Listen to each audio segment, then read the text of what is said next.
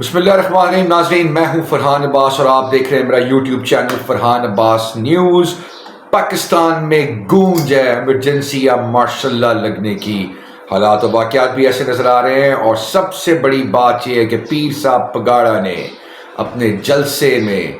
یہ بات باور کرائی ہے کہ اگر یہ جمہوری نظام اور حکومتیں آپس میں مل بیٹھ کر کوئی لائے عمل تیار نہ کر سکیں تو عنقریب پاکستان کو ماشاء اللہ جیسی صورتحال کا یا ایمرجنسی جیسے صورتحال کا سامنا کرنا پڑ سکتا ہے۔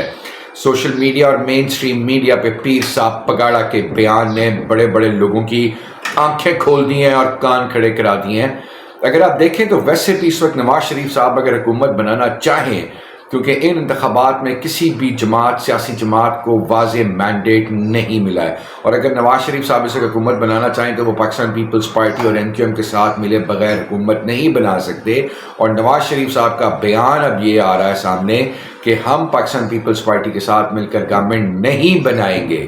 کیونکہ وہ تمام آئینی عہدے اپنے پاس رکھ لیں گے، گورنرشپ اپنے پاس رکھیں گے، اسپیکر قومی اسمبلی کا عہدہ اپنے پاس رکھیں گے، سینٹ کے چیئرمین کا عہدہ اپنے پاس رکھیں گے، اور اس کے بعد وہ 2 سے 3 مہینے بعد اس کابینہ کا حصہ بھی بن جائیں گے، تو ساری برائیاں نواز شریف صاحب اور مسلم لیگ نون کے سر پہ آئیں گی اور پاکستان پیپلز پارٹی مزے لوٹے گی، کیونکہ دے وانٹ بلاول بھٹو زرداری صاحب کو وہ وزیر خارجہ کے رول میں دیکھنا چاہیں گے۔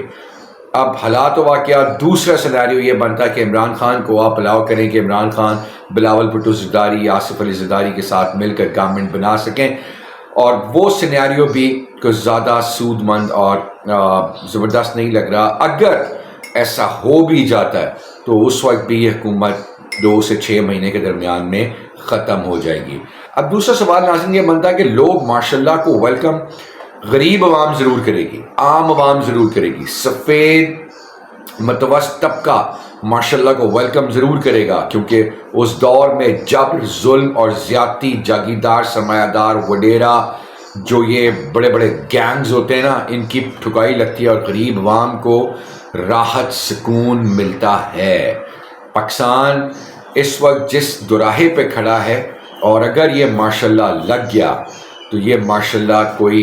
چھوٹی مدت کے لیے نہیں ہوگا، پھر یہ ایک لمبا ٹائم ماشاءاللہ کھینچ لے گا۔ اور پاکستان کی فوج اگر پاکستان کی تمام تر گارنٹیز، بقا، سلامتی کی ضمانتیں پوری دنیا کو دے رہی ہے، اور پوری دنیا بھی اس دفعہ کوئی ایک پاور جو سپورٹ کرے گی ماشاءاللہ کو، اس کی وجہ یہ ہے کہ پاکستان ایک نیوکلیئر اسٹیٹ ہے، اور پاکستان کو وہ کسی حال میں بھی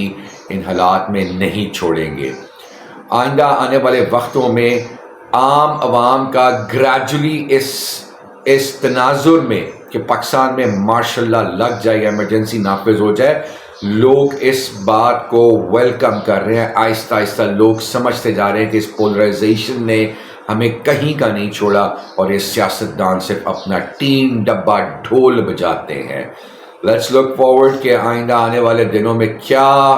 اس پہ پیش رفت ہوتی ہے۔ Stay tuned to my channel. Video اچھی لگے تو لائک کیجیے گا، چینل کو سبسکرائب کیجیے گا، اور ویڈیو کو شیئر بھی کر لیجیے گا۔ Thank you very much.